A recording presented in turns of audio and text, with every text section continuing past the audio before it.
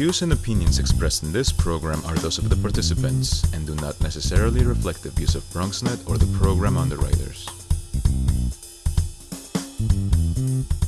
Merry Christmas, everyone! Welcome to Open BxRx Remote, brought to you from my living workspace, Cherry Executive Suite in the holiday spirit. I'm Rhina Valentin, your host of Café con Leche every Friday. Here's what's coming up in today's show. Leading things off, we'll hear about this year's Hip Hop Nutcracker, a holiday mashup of a contemporary dance spectacle set to Tchaikovsky's timeless music. After that, we'll learn the significance behind Kwanzaa when we find out about the Parkchester annual celebration of Kwanzaa. Then we'll get the scoop behind the Museo Del Barrio's 44th annual Three Kings Day celebration with this year's theme of Fuerza Colectiva, celebrating our roots and diversity. Later on in the show, Bobby C brings us an up-to-date with the latest headlines in the world of sports. And lastly, this week's Open Artist features violinist John Randolph, who will perform a Christmas song to close out the show. So sit back y prepárate. All this and more is headed your way, because now we are officially open.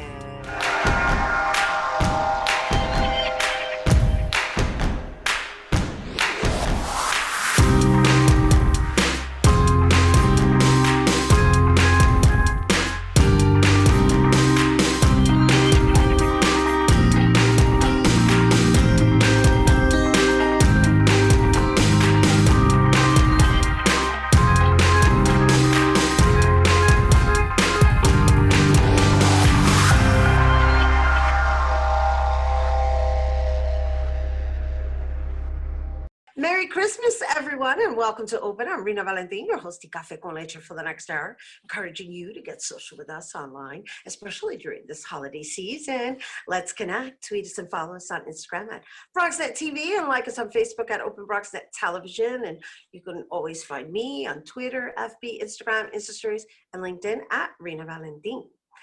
So if you love the Nutcracker, then you'll love the holiday mashup of the Hip Hop Nutcracker, which is a contemporary dance spectacle set to Tchaikovsky's timeless music that features all-star dancers, a DJ, and one of hip-hop's founding fathers, Kurtis Blow. Woo! It follows the traditional Nutcracker storyline, but includes the vibrant, diverse sights and sounds of contemporary New York City through digital graffiti. Joining us to tell us more, we welcome the hip hop Nutcracker dancer, Ann-Slvia Clark. Hello and welcome. Hello, thank you. Thank you for having me. Super exciting to know that this is still happening. I'm going to assume that this is a pre-recorded version of the Hip Hop Nutcracker because we're going to send love and light to Kurtis Blow. I understand that he just is still recovering from a heart transplant, so it's lovely that he's going to be highlighted. So let's talk a little bit about you, your adventures within this repertoire, right? Because this is something you've been doing annually, and this year it's being done virtually. So what has your journey been like? So it's been interesting because the tour is kind of happening still, but without us. So in a way, also this year, like it's so different. I'm so used to be traveling and being with this group of people. And this year, no. So I kind of miss my people and I miss the stage. But it's also strange because it's still kind of happening. And I'm still getting like, because during this time, I always get a lot of love on Instagram from the fans and from the audience member. And in a way, they are kind of reminding me that the show is still happening because they're still showing the love and still showing, they're still showing the love and they're still showing their excitement about the show. And I'm like, oh yeah, the show is still happening, you know? So it's wonderful that it can still be happening and people can still see the show that they love. And Now it sounds to me like you're kind of like you have mixed feelings. That's what it sounds like to me, right? Because it's mixed feelings because it's strange. It's kind of I don't realize what's happening in a way. It's strange. because I would love to be in that stage. It's amazing that they're showing the pre-recorded version, but I miss the stage and I miss being in the same room with the fans, and I miss the stage. Well, you know, it's a beautiful story. I love the style. The director and choreographer is brilliant. What's her name? Jennifer Weber. Yeah. And the rhythm of the whole thing is really, if I have to choose a word to describe it, because I've watched it and I love it, is like, you know, if you want to be able to take that classical feel and fuse it with that urban flavor, this is definitely the version of the Nutcracker that you're going to really enjoy and relate to. Because the dancing is really phenomenal, and the choreography. So I understand though that there's going to be pop-ups at the New York Botanical Garden. That is correct. So so a few of us, a few dancers, hip hop dancers, we are performing at the Botanical Garden in live. So it's not virtual. So we actually get to listen to the music again and dance. And so this one is a more improv version. And we use the same music from the show, and improvising. So basically, you're gonna do like little snippets of the show, right? Like from the show, from the music section, and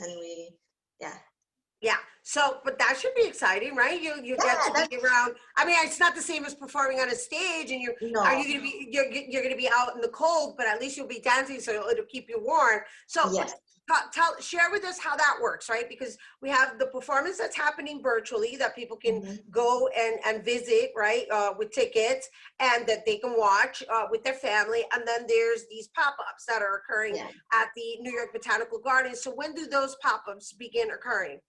So those pop-ups are like, they can be like, they're 2 times a week, sometimes 3 times a week. And it's during the evening from 5:30 to 9 p.m. at the Botanical Garden.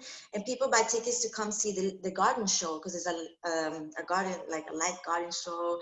And they're playing the music from the Hip Hop Nutcracker, or from the Nutcracker. And then we are doing the hip hop movements to the music. But it's much shorter and more improvised, and it's not really the storyline. We're just going in there, like showing our moves to the musicality and feeling the music, and throughout the night, so people can come through and watch, and then continue watching the light shows. But it's a little stop, a little pause moment for the people, and they can like, ooh, okay, and then keep it moving. So it's fun, and it's cold outside, but we don't feel the cold. We all suited up in our Nutcracker suit, and it's fun. It's so much fun, and with the light that happens around, it's so beautiful and magical. So not being able to be on the stage, it's still okay because the light makes up for it, and it's beautiful. So, and right now it's snow, so it gets that extra Christmas feeling, and it's fun. Yeah, it's fun. Oh, good. So at least you get to make it up there. No, your whole demeanor shifted once you started describing performing at the Botanical Gardens. You're like, oh wait, that's right, we get to do this, even though it's not the entire show, and you're not exactly getting on planes and touring around the United States. At least you because it's very different. It's like very different, but at the same time, I still get the feel of it, you know. So it's all good. So when you're doing these performances, you said you're doing them 2 days out of the week. It's part of the light show that the New York Botanical Gardens is holding. How long of a program is the Hip Hop Nutcracker going to be incorporated into this light show? So I guess, how long is it going to be running? Like you say, you do it 2 days out of the week. How many is it for a month, or when does it start? When does it end? Yeah, we started in November. November 24th. That's when we started, and that was like it wasn't the premiere, but it was like a pre-premiere, and then the next days it was like a premiere, and then it was officially open, and then it's been going on it goes on until January 9th, but there's a possible extension. There's possibility for it, but we're not sure yet. And it goes from 5:30 to 9 p.m., our section, like the dance, that Right. part. And then when after Christmas, it's going to be every night, actually, up until the 30th. And then again, Nice. first, because it's been 2 days to 3 days a week, but then after Christmas, it's going to be keep going, keep going, keep going. Oh my gosh, that's awesome. Good for you. Yeah. You're gonna be busy every day of the week. Yeah, it's fun. I love it. I'm going to be busy dancing, so that's amazing. I'm happy That's about that. beautiful. Well, thank you for bringing it here and sharing it with us, everyone. That's Ann-Slvia Clark, one of the Hip Hop Nutcracker dancers. You're going to be able to find her at the New York Botanical Gardens, but also don't forget, they're performing, well, they have the virtual presentation. And for tickets for the virtual show of the Hip Hop Nutcracker, you can visit hiphopnutcracker.com. Also, once again, check them out at the at nybg.glow for tickets to the New York Botanical Gardens. Yeah, and don't go anywhere because we have to take a quick break. But when we return, we're going to learn about the annual Kwanzaa celebration for the community.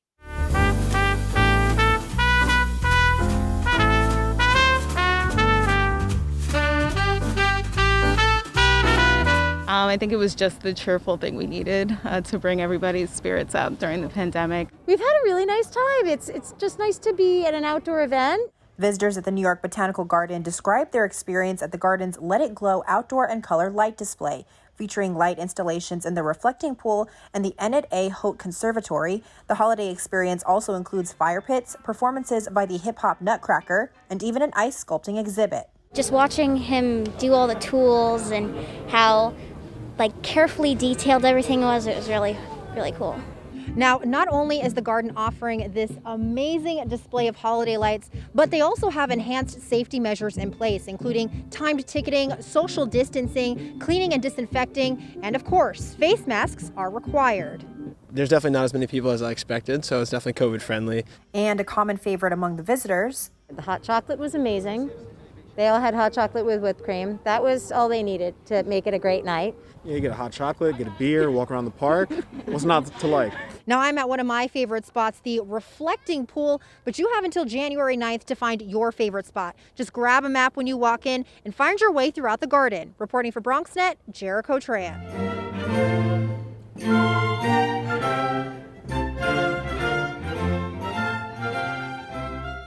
I'm Michael Max Nobby of BronxNet Television. Happy, healthy holidays and more. We want to wish all of you a happy, healthy, and safe holiday season. On behalf of all of our faculty and students, thank you very much and have a very happy holidays. On behalf of the BronxNet family, we wish you and your family a happy, healthy, blessed holiday season and new year. Keep Bronx and all cities strong. Hey everyone, and welcome back. Creating Unity in the Community is holding the Parkchester annual celebration of Kwanzaa. The event is parallel to African culture and traditions through the practices of the Nguzo Saba 7 principles. It features artistic performers and vendors to reaffirm humanitarian values and dignity within the community. This year's theme is unity and will reflect on the pandemic's institutional structures of racism that disproportionately affects Black communities. And joining us to tell us more, we welcome Creating Unity in the Community President and CEO, Deborah Aguama, and Shep Hetep Ancestral Music member, Aqua Beal. Hello and welcome. Thanks for having us. Thank you for having us. We appreciate it. Oh, we're happy to have you. And is it appropriate to say Happy Kwanzaa? It's appropriate to say Habara Gandhi. That is the official welcoming. And when you say Habara Gandhi, you'll say whatever principle it is, and which is Emojo. That's the first principle. Habara Gandhi. Okay, I'm looking forward to learning more about this traditional celebration. But before we do that, let's just introduce everyone to the celebration that you coordinate every year since 2009, Deborah. Yes, so I started Parkchester Annual Kwanzaa because I felt there was a need in the community, being that Parkchester is one of the second largest populations in the Bronx. And personally, I just got tired of going to Brooklyn and the other boroughs in order to celebrate Kwanzaa. I needed to bring it home, and we have been doing so ever since. We started out at the Islamic Cultural Center on Westchester Avenue, and then that space was, we grew, and we went to Westchester United Methodist Church on East Tremont Avenue, and we grew. And now we are at St. Helena's Church. And of course, this year, we are going all the way virtual. Right. Well, we're all, you know, trying to make sure we keep that curb low, right? And but the importance is that we still remain in somewhat festive spirits, right? So before I speak to Akwa, what is it like that you feel this holiday is why? I guess the question I'm trying to pull out is like, for me, it's a fairly new holiday because I wasn't necessarily raised within that particular tradition. However, because I personally identify with my African ancestry, I want to know the history of Kwanzaa and its origins. Okay, but Akwa, you can jump in at any time. As Okay. we know that Dr. Malana Karenga in 1969 started Kwanzaa almost like out of the birth of the civil rights movement. He felt during that particular time when we were in turmoil with a lot of demonstrations, basically parallel to what we're going through now, or what we have been going through in the last couple of months, that we needed to have our own celebration. So really, this time of the year is about the harvest. And he chose Kwanzaa because most people in Central Africa that speak Swahili celebrates Kwanzaa, and they have been for hundreds of years. So that's basically how it started. And Kwanzaa, we know, is for everyone because it's right. 7 principles reflect upon everyone. And the Museum of Natural History is one of the largest Kwanzaa celebration here in the metropolitan area, which thousands of people come from various backgrounds in celebration. Beautiful, thank you. And so now you can elaborate further, Akwa, because you have what that candle, I mean, I don't want to, I'm trying to be careful with my language because I've been raised to understand menorahs, and it kind of resembles a menorah, but it's not a menorah. So can you just share with us I guess the tradition of how you light the candles and what the purpose of each candle represents? Well, as Deborah said, Kwanzaa came to be through Maulana Ron Karenga, who took elements from different African societies and wove them together based upon the commonality of those elements. And there are a lot of principles, guidelines in different African cultures that people live and guide their lives by. And he just brought them together, wove them together, and used what's called the Kanara, which is a candle holder, as a physical illustration of his 7 principles. There's 7 candles, 3 red, black in the middle, 3 green, which the colors come from the Marcus Garvey movement to symbolize the blood of African people, the African people in the land. But Maulana Ron Karenga assigned each principle to one of the 7 candles. And as the theme for this year is unity, that is the first principle. He used the Swahili word umoja, which means unity. And that's the first principle of Kwanzaa. I should add that these principles of Kwanzaa are not relegated to the 7 days of Kwanzaa. These are principles that he and I believe should dictate our value systems through our lives, through the day, through the week, through the year, but they're just focused on during Kwanzaa, but not relegated or limited to Kwanzaa. The second principle he called Kujichagulia, which means self-determination. I could elaborate on these, but I think for time's sake, I'll just say that that's a very important concept among us as an African people, to be self-defined. The third principle is Ujima, collective work and responsibility. And I think Deborah Guama symbolizes collective work and responsibility to keep our culture alive and working herself to almost to death, but with others to keep that going. The fourth principle is Ujamaa. And Ujamaa is cooperative economics. That's a very practical way of surviving, of dealing, of celebrating and engaging ourselves economically, to do it cooperatively. The next principle is Nia, which is purpose. You can't function without having a purpose, a goal, a definition, a sense of self derived from self.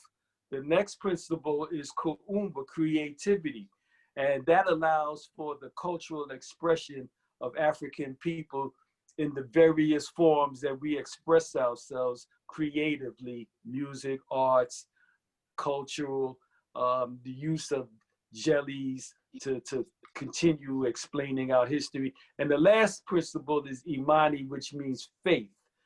None of this means anything if we don't have faith in ourselves, faith in our ancestors, faith in our vision, faith in our ability to accomplish. So those are the 7 principles of Kwanzaa. And as Deborah Guama has said, each day you light a candle representing that principle, you gather your family, you discuss what that principle means.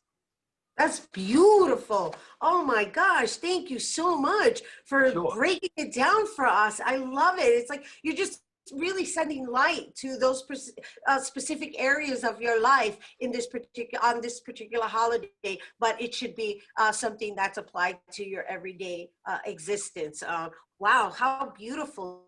Thank you so much. And so the days of Kwanzaa are what? What are the dates? When Kwanzaa begins, what are those days? Those 7 principal days. Are they any particular dates within the month of December? It starts off December the 26th and it ends on January 1st. Wonderful. And then you are actually having a celebration that is going to invite everyone to participate in Kwanzaa December 26th, correct? Yes, we're having ours here in Parkchester, which will be December the 26th from 4 to 8 o'clock. And we will be on Zoom, Facebook, and YouTube. Wonderful. Thank you both for being here with us. Deborah, Akua, thank you for that history lesson. I loved it. It was on point, and I'm enrolled into celebrating Kwanzaa myself. And you guys, for the Parkchester annual celebration of Kwanzaa, it's going to take place on Saturday, once again, December 26th from 4 to 8 p.m. And to live stream the event, you can visit the Parkchester annual celebration of Kwanzaa page on Facebook and or on Eventbrite, or go to Eventbrite for a Zoom link. All right, we have to take a quick break, but when we return, we'll talk about our traditional annual parade turned virtual in January. Don't go anywhere.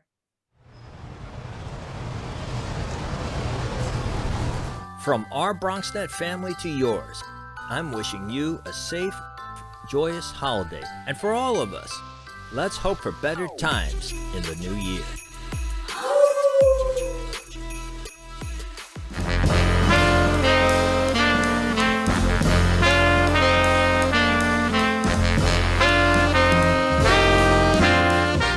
I like the beads and the spooky animal. And I like the lights. I like seeing the animals and the lights because they're so pretty. The Bronx Zoo Holiday Lights Festival, presented by Con Edison, has returned with 205 animal lanterns, ice carving demonstrations, costume characters, colorful stilt walkers, and more. This festival is providing some family-friendly holiday fun. Everybody's been in quarantine and it really sucks. So being out here and seeing all these beautiful lights, it just brings a joy to everybody's heart. seeing all these lights is like really cheerful, and it helps you get in a good mood. And I think they're so beautiful, and whoever put them up, it's so great. This year's tradition looks a little different to ensure the safety of its visitors. The Bronx Zoo has spread its displays throughout its 265 acres. They're also limiting the number of tickets each day, requiring face masks for staff and guests, contactless entry, and providing hand sanitizing stations throughout the park. I really enjoyed like how it's so safe and socially distant, and how they make it fun at the same time. Families share that while it's been a rough year, this light festival is sure to get you and your loved ones in the holiday spirit. With the pandemic, a lot of families have been broken. A lot of families have lost family members, so it's important to just enjoy the moment, enjoy each day, because you just never know what tomorrow will bring. Feels pretty nice. All the lights are really pretty. It almost makes you forget about the whole virus going on. It's nice to just take a break and enjoy what we still have left. The Bronx Zoo Holiday Lights Festival will be on display until January 10th. Be sure to get your tickets in advance at bronxzoo.com. Reporting for BronxNet, Sanji Lopez.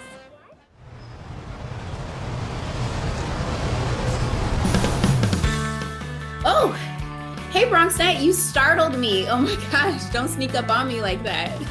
I was actually just writing my holiday list, and guess what? You were on it. So since you're here, I want to wish you a happy holiday from everyone here at BronxNet, but also your favorite reporter, Darissa.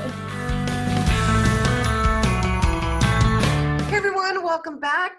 And Museo del Barrio is holding its 44th annual Three Kings Day virtual celebration, with this year's theme being Fuerza Colectiva, celebrating our roots and diversity. And this celebration honors and embraces the community's collective strength in response to the pandemic and injustice, and the cultural contributions of the African diaspora.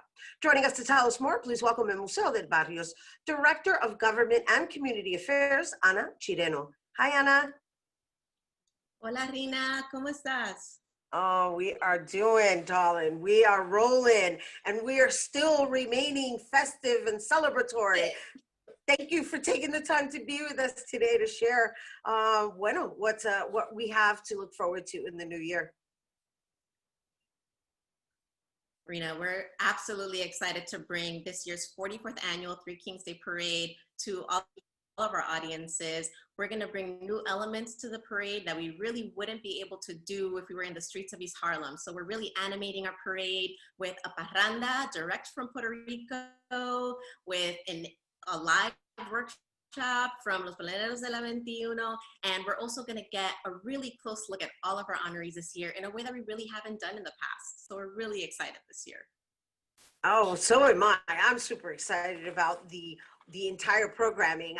One thing you forgot to mention, which I think I'm super excited about more than anybody, is that the wonderful, our endearing character animation Tita, who's become quite popular through social media, is also going to be making an appearance at this year's virtual celebration. Absolutely. We have some collaborations that are brand new this year, including Tita, brought to us by our beloved Victor Cruz, who's been part of the parade in different iterations for many years now. So we're really going to be able to introduce a wider audience to his popular character. And as well, we're also going to be collaborating with Teatro Sea to bring us a puppet workshop. So we're really including new elements to this year's parade to really make it exciting and bring all the cheer that this holiday is associated with. Yes, and I just want to share with our viewers that part of the reason I'm so well versed in it is because I'm going to be hosting it, and on top of that, I'm directing it as well. You're bringing your expertise to us. Rina really wouldn't be able to have a program of this caliber without all of your TV expertise. You've really had to learn in a short amount of time how to produce virtual programs. And so we're so happy to have you as our cinematic director and also our host. Oh, well, I really enjoy working with you guys. You know, this is an annual event I look forward to. I mean, normally I would be out in the street doing a Facebook Live takeover for them and introducing everybody as best as I can, marching in the actual parade. So I am with you, Anna, in saying that this is going to be a really interesting rendition of it, because we're going to be able to share a lot of little details that we normally aren't able to really capture, even though they're captured, really share, because we're all in motion and moving, and you know, everybody's hung up on the camels. Unfortunately, we can't, you know, we can't incorporate the camels because, well, again, that's a physical function that we were unable to accomplish. Pero you're going to get to meet all the honorees, which is lovely. You want to share as many as we possibly can, because there's a lot. Well, I do want to say about the honorees that usually in our in-person parade in the past, we've really highlighted the kings. They're the stars, and they're the people in our community that are really visible and have an important message to share with our audience. But this year, we get to really take time and listen to our madrinas and padrinos, which are a really important part of our program. They're really the unsung heroes, the folks that are doing the work on the ground, that are really changing people's lives in real ways. So not only do we get to hear from our marvelous kings, which this year include Felix Matos, the first ever Latino chancellor of CUNY, of, you know, the nation's largest public education system. Also Juan Sanchez, an artist, New Rican artist that's near and dear to El Museo's heart. He was really impactful in the early stages of El Museo. So we're really, really happy to be honoring him. It's really his time to be honored, and it's really a joy to be able to honor him this year, as well as Rosa Clemente, who's a Bronx-born scholar, activist, political commentator. She's been talking about Afro-Latinidad, or the African diaspora in our Latino communities since before it was cool. So we're really excited for that slate of kings.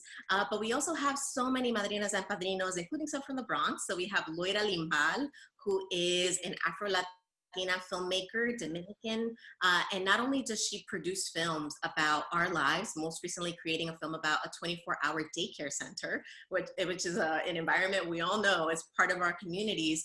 She also mentors young Black and Brown filmmakers that are coming up in the industry, which is so important. We also have Edmundo Martinez. He is from the Bronx, community organizer, creating programming in Concrete Plant Park, which shows the resiliency of our community. It was a former concrete factory and is now a waterfront park in the Bronx, and he creates programming to bring the community into the park. So we're really, really excited for all of our Madrinas. Yeah, we've had him on the show. We've had him on the show. And I wish we could go into every single madrina and padrino that's being honored, but we can't go into full detail because we don't have the time for it. But I do want to mention that Calixto Chinchilla is also one of the honorees from the New York Latino Film Festival, the founder. And then there's the young ladies who created the El Barrio Fridge, which I can't remember their names off the top of my head. Maybe you can. There's a lot. And there's Power Malu, who's also being honored. Let's see if I can think of, this is all off the top of my head. But I know we're running out of time, and I didn't want you to get cut off, like just explaining who is being honored without us just summing up the entire event. Well, I did want to say that the El Barrio Fridge ladies, Chantel Johnson and Darielle Carter, they're born and bred East Harlemites, and it's another aspect of the parade in which we wanted to celebrate folks who are responding to the challenges of confronting COVID and also injustice in our community. And that's one example. They created a fridge that is kind of open source. People can come and leave food, but also take food if they need it. And it's that kind of spirit of resiliency that we want to celebrate this year in such an unprecedented year. And all of our honorees have some aspect of their biography and the work that they do that elevates that. And you're just going to have to tune in to find out all of the amazing honorees that we're honoring this year. Exactly, and that's going to be taking place January 6th. And of course, all of this is also going to be on their website. And we also forgot to mention Mined Vasoya, who is a former young lord, rather always a young lord, because we can't say former, even though the organization isn't as active. However, she is also the director of community affairs for the New York State Nurses Association, which falls in line with the first responders. And again, I just was piggybacking off of the fact that there's this celebration of those who have been operating from this place of being first responders and essential workers, which are the unsung heroes. Absolutely. Absolutely. We're even honoring, in that vein, first of all, also so honored to be able to honor a young lord during this year's parade. Another type of unsung hero from East Harlem, we're honoring Valerie Garcia, a librarian in the Aguilar branch, our beloved East Harlem branch. She's a Pura Belpre enthusiast. She's wearing Pura's costume, and she is really finding innovative ways to bring education, reading, excitement, for education in this moment to East Harlem families. So it's just an example of how we're really bringing the fruits of labor of folks who are really doing the work, important work on the ground. And we're seeing now, as a response to the pandemic, how important it really is for our neighborhood leaders to be doing the work that they do. Absolutely. United we stand. Thank you, Ana Chireno, Director of Government and Community Affairs at El Museo Del Barrio. Once again, you guys, the 44th annual Three Kings Day virtual celebration is taking place on Wednesday, January 6th from 11 to 12. That's the children's program. And then the all age program is from 6 to 7 p.m. It's free admission. For more info, go to elmuseo.org/3K2021. Don't go anywhere. Bobby C's Weekly Sports Roundup is coming up next.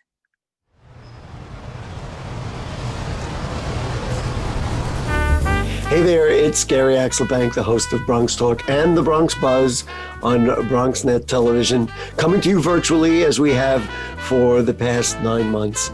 And we'll keep doing that because, listen, the communication between us is just the same.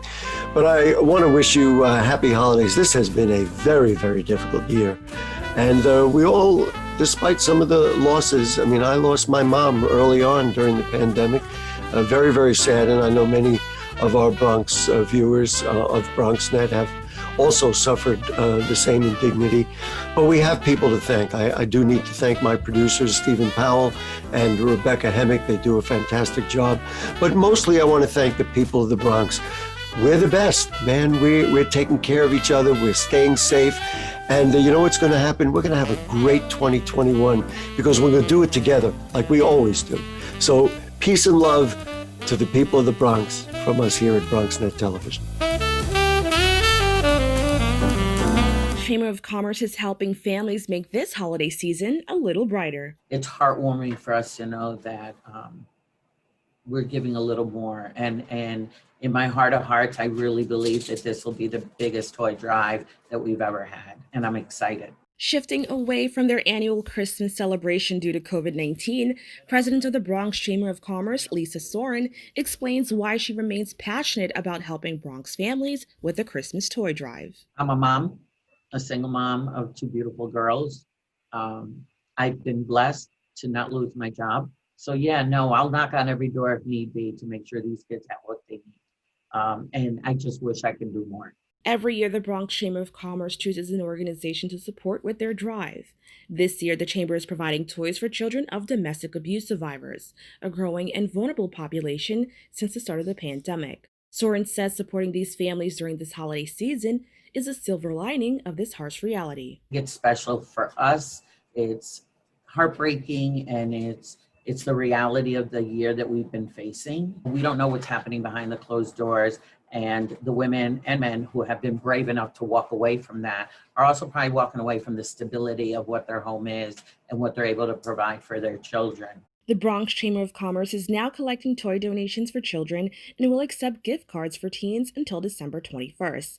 To drop off gifts, you can head to their office located in the Bronx at 1200 Waters Place, Suite 106. For more info and drop-off locations, visit their Instagram at the new BxCC. Reporting for BronxNet, Kim and Aline. Hey everyone, Rhina Valentin here, host of Open Friday, and I just want to say I know it's been a tough year. Hang in there, and also from my home, literally to yours, happy holidays. Stay blessed, healthy, and safe.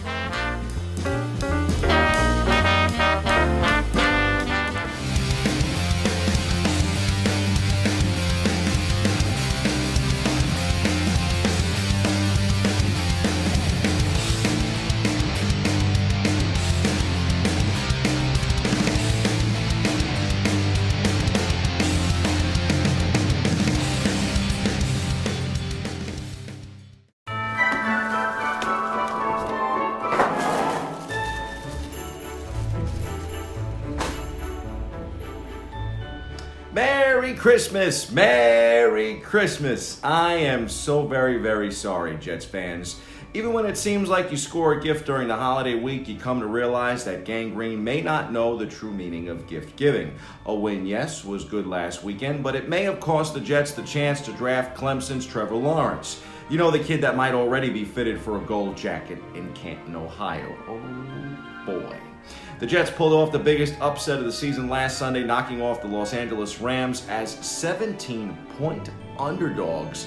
They won the battle, but as the old adage goes, they may have lost the war.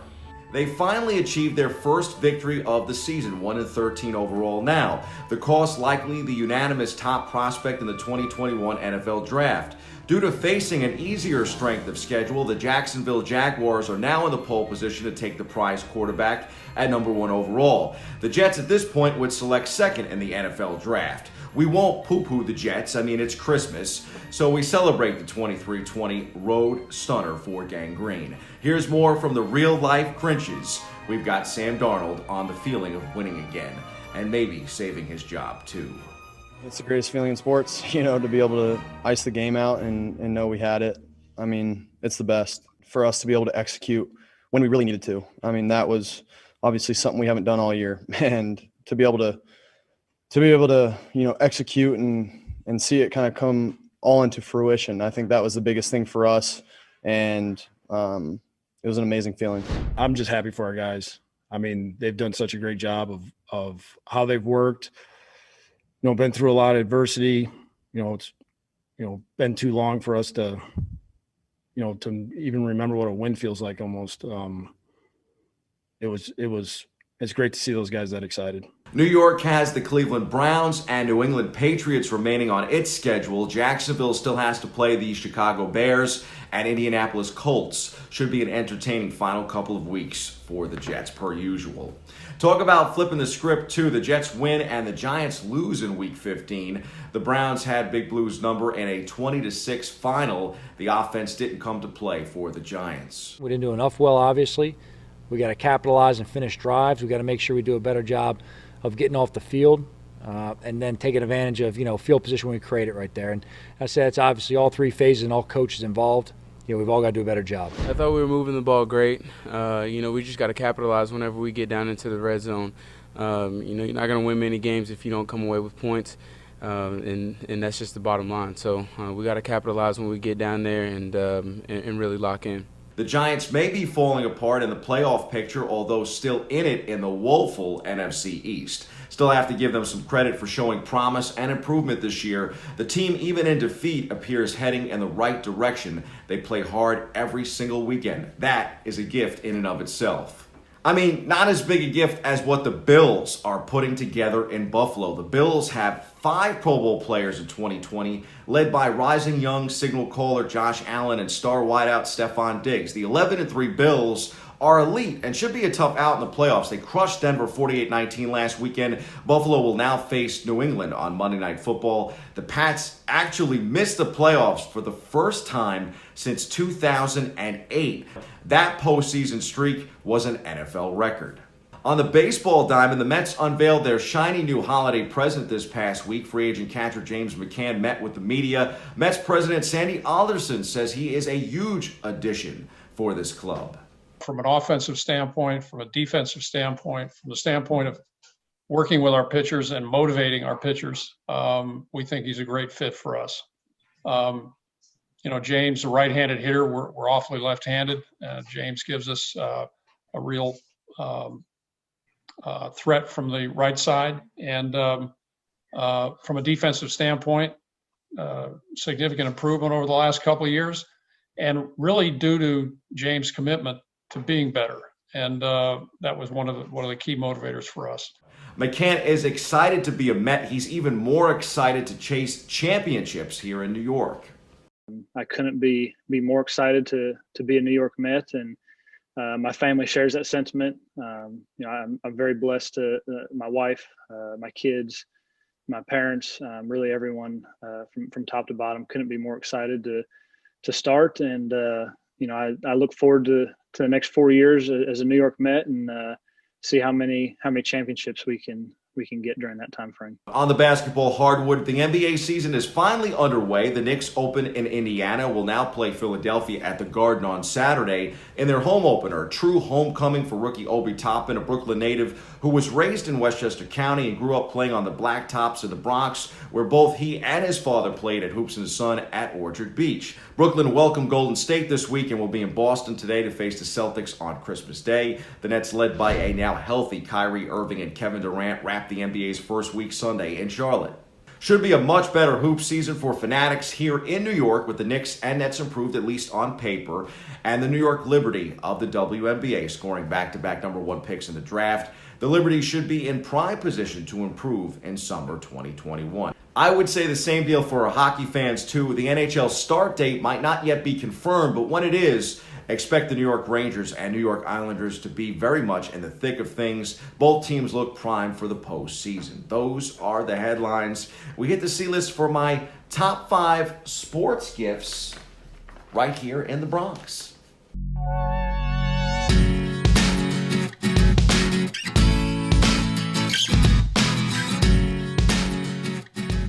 Coming in at number 5, what a blessing to see the fruits of hard work from our sports youth here in the borough this holiday season. Make no mistakes about it, 2020 has been very challenging, but as my late great mother would say, life hands you lemons, make lemonade. It was so wonderful to have St. Ray's budding star Malachi Smith on our show recently. The Bronx point guard represents the possibility of better tomorrows. He, like many of our Bronx youth on the sports scene in 2020, made the best of a dire situation brought on by the coronavirus pandemic and turned the negative into a positive.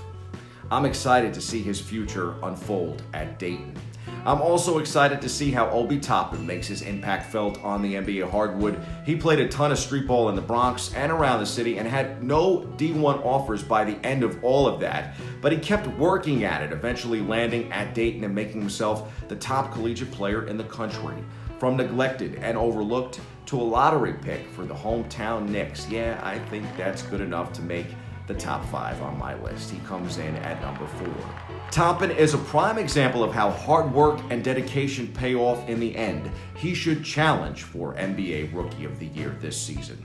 I would also expect head coach Stephanie Gately and the Fordham women's basketball team to challenge for another Atlantic 10 crown in 2021. Gately and her teams here in the Bronx have truly championed women's sports. They've been better than their male counterparts, and in my opinion, have not only been entertaining to watch, but have also paved the way for advancement of women in this country. Leaders like Coach Gately and the young women that have starred on the hardwood at Rose Hill have played a part in changing the sexist narrative. That change in narrative has made inroads for other women in this country. Women like Kamala Harris. Harris became the first female vice president in history this holiday season, a woman of color, and a woman inside the White House, outside of the First Lady. Pretty exciting news. Coach Gately and the Rams come in at number 3. At number 2, how about a tip of the cap to our ace up our sleeve in the Bronx? Garrett Cole was as advertised in the short pandemic baseball season, a contender for the American League Cy Young Award and the best pitcher the Yankees have had in their rotation since CC Sabathia, a guy at the top of the Yankees rotation that felt like an automatic win every time he took the mound. He gives the Bronx Bombers an edge at the top and could finally be the piece missing from the start of a new dynasty right here in the Bronx. I'm thankful for him and the return of baseball. I'll be happy to see him in pinstripes this season, hopefully with fans cheering him on in a more regular setting, as in one that looks like baseball before the pandemic. Which leads me to our top choice for our place to give thanks and praise in sport, and that's our frontline workers. They have not only helped us turn a corner in the fight against COVID-19, but they have also in turn helped our beloved sports here in the Bronx and around the city, because getting everyone healthy means getting us back to some semblance of the way that it was before all of this. That means things like sports here in the Bronx can grow again. So thank you to our first responders for saving lives and getting us back on track, to getting us back to doing things that we love again. From our family to yours, Merry Christmas, Happy Holidays, and a very happy and healthy New Year. Stay healthy. That's your look at sports. I'm Bobby C.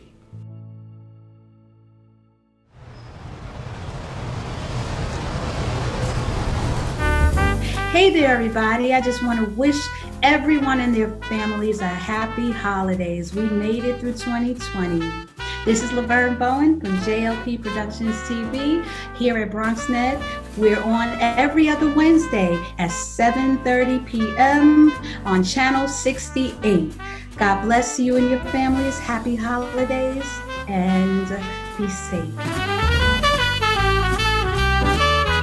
Welcome back. Our last guest is a violinist from New Britain, Connecticut, who's been playing the violin since the early age of 5, growing up to a musically inclined family and listening to the sounds of James Brown alongside composers such as Beethoven. Talk about a fusion, right? Which contributes to his style of playing today. Everyone, please welcome John Violinist. Hey. How's it going? How's everybody doing today? We're good. How are you doing? Good. I appreciate it. And thank you for having me. Well, let's talk about your rise to stardom, like on a quick note, right? Just breaking the internet and just going viral. Let's talk about that. That's like so dope. All the play you got on your protesting style of music. Yes. So I originally started thinking, I really want to do something for the community and for our culture. And I said, what would be good? Think something good that'd be beneficial. I do a lot of covers, but I said I really want to do something a little bit deeper. And I have 2 young Black boys, and it was during the time of the protest, the George Floyd incident. And I said, I'm going to put together a video in about 30 seconds that can capture Black America. And I did it inside my church. I have a lot of symbolic features, things such as a hoodie. I'm wearing my hoodie so that way people understand the Trayvon Martin. I kind of incorporated that.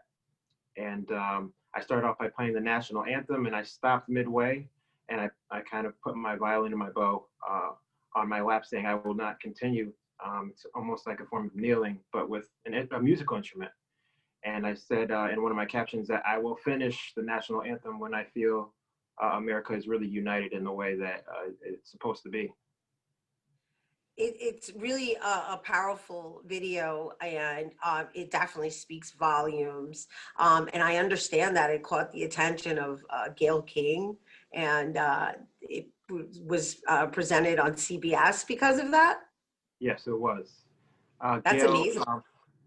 Someone showed the video to Gayle. She saw it. She immediately said she got chills. She called me up personally and we talked on the phone, and it was presented on CBS. So it was a great opportunity. Thank you. Thank you to Gayle. And so what was that like for you to get all this quick play and like this immediate rise of stardom, for lack of a better word, right? Because you just got like all this attention based on just standing by your own principles, and of course setting an example for your 2 offsprings. Well, originally it started off locally in Connecticut, and I did the video. The person who recorded the video, by the way, his name is Isaac, and he's a phenomenal videographer and editor, and he did a great job of capturing my vision. But when I did the video, it started off locally, and I think what drew them was just the fact that I was a Black violinist in Connecticut. There's not a lot of us, especially in Connecticut. And then it was during the time of the protest, and all the pieces kind of aligned, and it kind of happened really fast. Like I think I got about 3 networks one night contacting me, wanting to work with me in the morning. It was about 10 p.m. at night. They wanted to come 7 o'clock in the morning. And so it was a lot. I had to get everything ready, but and during the time of COVID, things, you have to have some restrictions, but it started happening, boom, boom, boom. Next thing you know, Gail King is contacting me. Oh my gosh, that's so dope. So how has that helped your business? Like, how has that helped you just play virtually, right? Because that's pretty much the way we're all living nowadays. Has that helped your business? It definitely has. And I know there's some businesses that are holding off until COVID is over, because there's a lot of businesses that connected with me. And some businesses and people are saying, we're just going to have them virtually. And some are saying, I really want to make this a full experience, and we'll wait until this is over. So a lot of businesses have been contacting me virtually. I've been doing a lot of intimate things, which I really like doing. So intimate settings, small settings. So you've been doing a lot of private gatherings. What about weddings? Private gatherings is the biggest right now. Weddings, I've been doing a few, but a lot of people have been contacting me for 2021. I have multiple weddings on 2021. And some people have tried to hold off to 2021, and they said, we can't even hold off. We're just going to do a small wedding and have you there. But very, very busy for 2021. That's awesome. And I'm so excited that we're going to be able to give our viewers a taste of your style, because the one thing we didn't say, which I'm going to just mention to everyone now before we go to break, is that the beauty of his work and his style is based on the introduction I made. And that is he mixes like an urban flavor with classic music.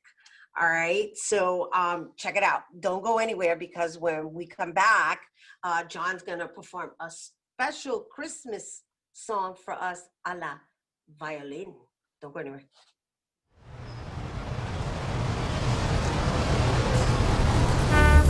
Hello, this is Joe Bunchan from BronxNet. I wish you happy holidays. สุขสันต์วันปีใหม่ แล้วก็ขอให้ทุกคนโชคดีปีนี้ครับ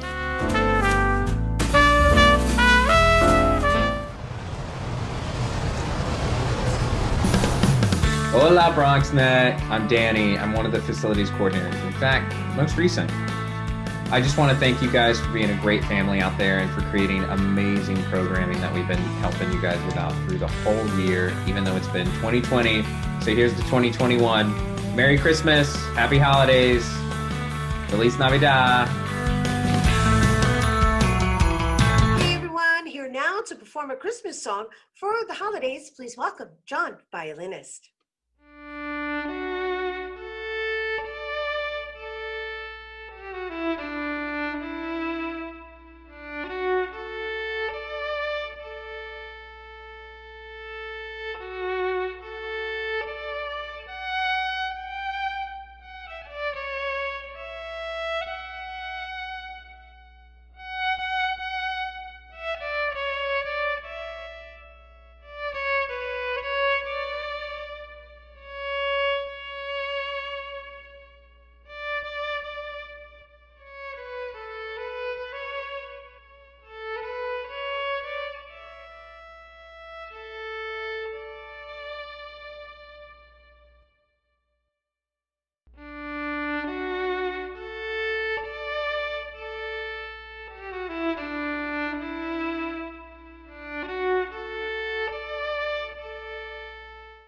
We hope that brought some Christmas cheer into your home today. Be sure to follow John on all social media platforms at John Violinist.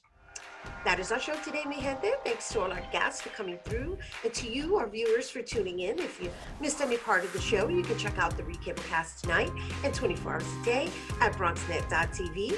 I'm Rhina Valentin, and from all of us here at Open, may the universe provide paz, prosperity, y amor. Happy holidays, everyone.